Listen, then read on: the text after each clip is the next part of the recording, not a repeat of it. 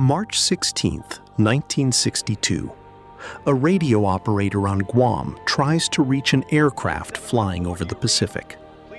Silence. On board, 107 people. 93 U.S. Army soldiers, secretly headed toward the earliest days of a war America hadn't officially declared yet: Vietnam. The crew of a nearby tanker sees a flash in the sky, an explosion. 2 burning objects fall into the ocean. 8 days, the largest search operation the Pacific had ever seen at that point. Over 200,000 square miles searched. The Navy, the Air Force, the Coast Guard, the Marines. They find nothing. No wreckage, no bodies.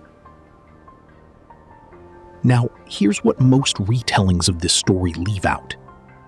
That same day, from the same base, a second identical aircraft took off, carrying secret military cargo. It also crashed, thousands of miles away, in the Aleutian Islands. 2 identical planes, one day, both destroyed.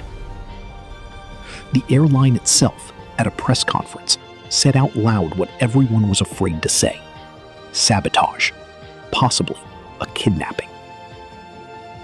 More than 60 years later, the names of the dead still aren't carved into the official memorial for the war they, on paper, never fought in. March 1962. The United States was quietly building up its military presence in Vietnam, but Washington had not yet publicly admitted to any combat involvement. The aircraft, a Lockheed L-1049 Super Constellation operated by Flying Tiger Line, a civilian carrier working under military contract, had been chartered by the Military Air Transport Service to move personnel. On board, 93 U.S. Army soldiers and 3 South Vietnamese citizens. Route: Travis Air Force Base in California, with stops in Hawaii, Wake Island, and Guam. Final destination: Saigon. The aircraft was only 5 years old. Over 17,000 flight hours. Weather that day? Clear. Sea? Calm.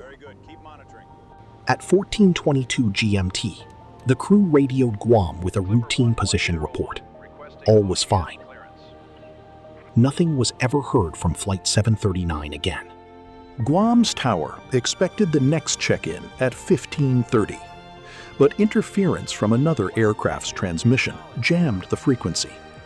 When contact finally cleared at 15:39, Flight 739 didn't answer. By the morning of March 16th, the aircraft was officially declared missing. The only lead came not from the military, but from a civilian ship, a Liberian tanker in the general area of the flight path.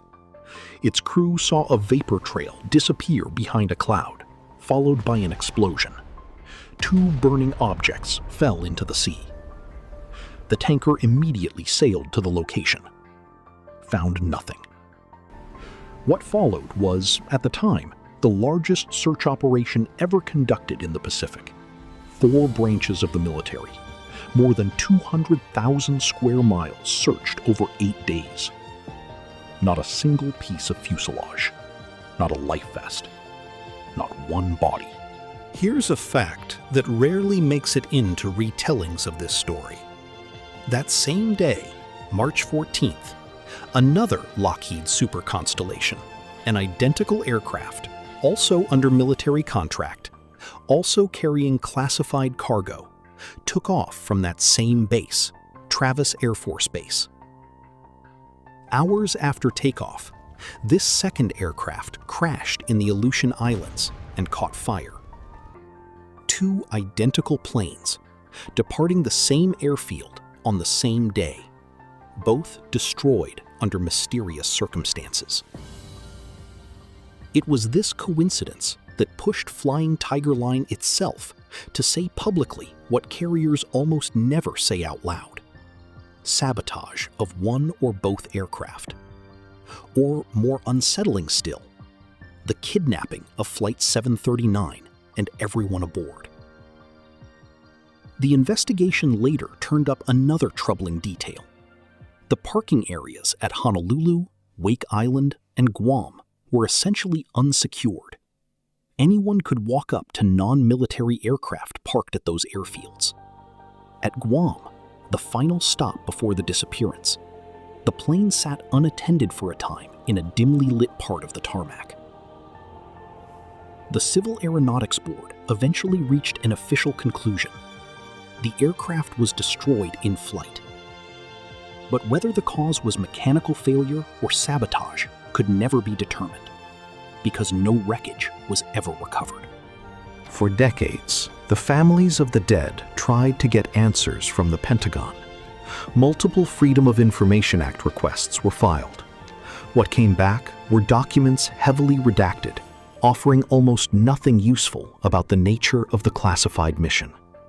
What Flight 739 was actually carrying, what the purpose of the mission was, why it was classified so tightly that even the families of the soldiers who died weren't given real answers for decades. None of these questions were ever fully answered. And now, the hardest part of this story. 93 soldiers and 11 crew members of Flight 739 died carrying out a military assignment at the very start of America's war in Vietnam. But their names are not carved into the Vietnam Veterans Memorial in Washington. The Department of Defense's official reasoning: their deaths technically didn't occur in a designated combat zone. A bureaucratic technicality, and for more than 60 years, their names have been missing from the one place they should, by any fair measure, belong. Diana Taylor Crumpler, sister of an Army chaplain who died on board, spent decades trying to reach the Pentagon. She said it felt as though their deaths simply didn't matter to anyone. Donna Ellis was 5 years old when she lost her father, Staff Sergeant Melvin Hatt. She spent most of her life fighting for his name to be recognized. It wasn't until 2021, 59 years later, that the nonprofit Wreaths Across America erected the only monument in the country bearing all 104 names. Not in Washington, in the small town of Columbia Falls, Maine. Senator Gary Peters introduced a bill to get their names added to the official memorial in the Capitol. Years later, the matter still isn't fully resolved. What actually happened to Flight 739 over the Pacific that day? We still don't know. Sabotage? A mechanical failure pushed past its limits? An accidental detonation of classified cargo? A kidnapping? A theory even the airline itself once believed? None of these explanations was ever proven. None was ever fully ruled out, simply because nothing was left to investigate. But here's what we do know for certain. 107 people carried out an assignment for their country at the start of a war their country didn't yet have the will to publicly admit to. They died in a way nobody could explain, and then the system they served decided their deaths weren't, technically, significant enough to be carved in stone alongside everyone else's. Their families waited 60 years for recognition. It didn't come from their government. It came from people who simply refused to let them be forgotten. Sometimes the biggest mystery isn't what happened in the sky. It's why it took 60 years for anyone to say their names out loud.